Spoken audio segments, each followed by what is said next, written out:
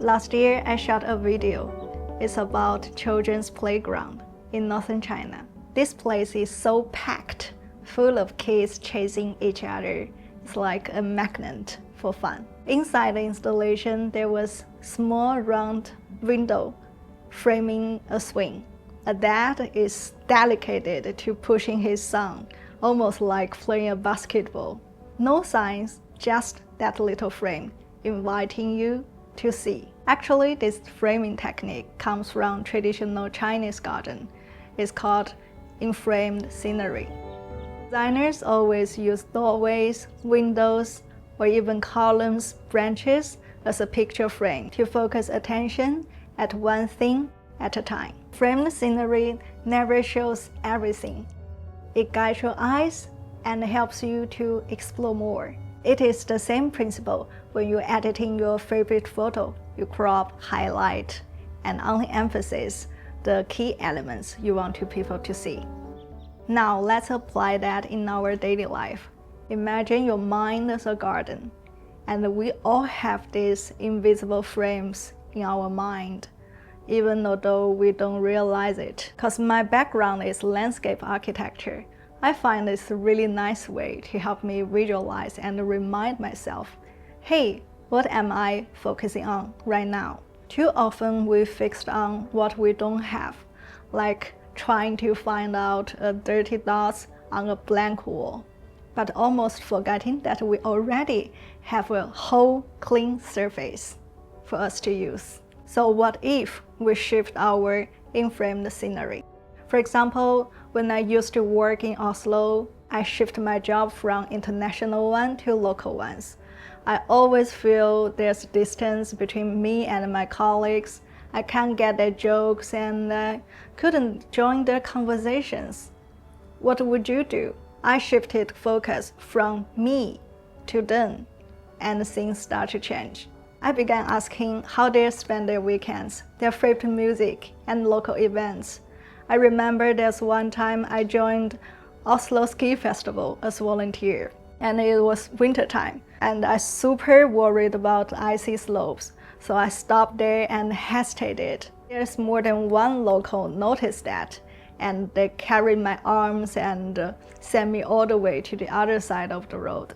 So actually, I get more help from the locals. These little moments are the best starter of the conversation, and it really helped me to connect with local culture.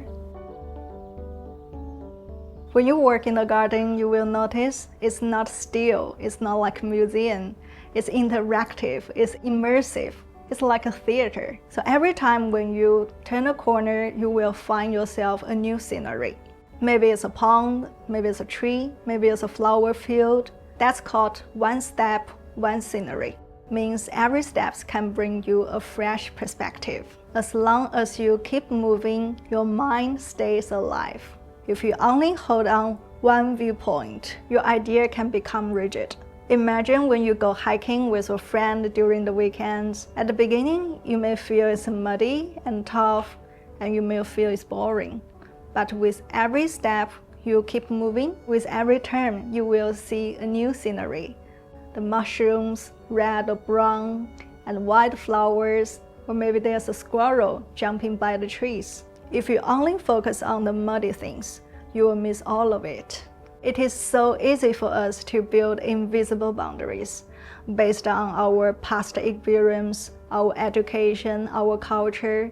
They colored our view of the world. There is an old Chinese saying, it is hard for us to see the weaknesses in those we love and the strengths in those we dislike. The people who has different opinion with you, in the eyes of their kids, their parents, their beloved ones, they're still beautiful gardens, right?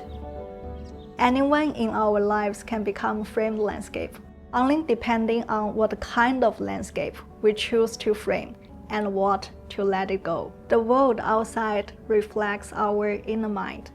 When we spot on beautiful things, it means that our heart is filled with beautiful things. But when we only focus on what's ugly, it represents that our mind is occupied by ugly thoughts.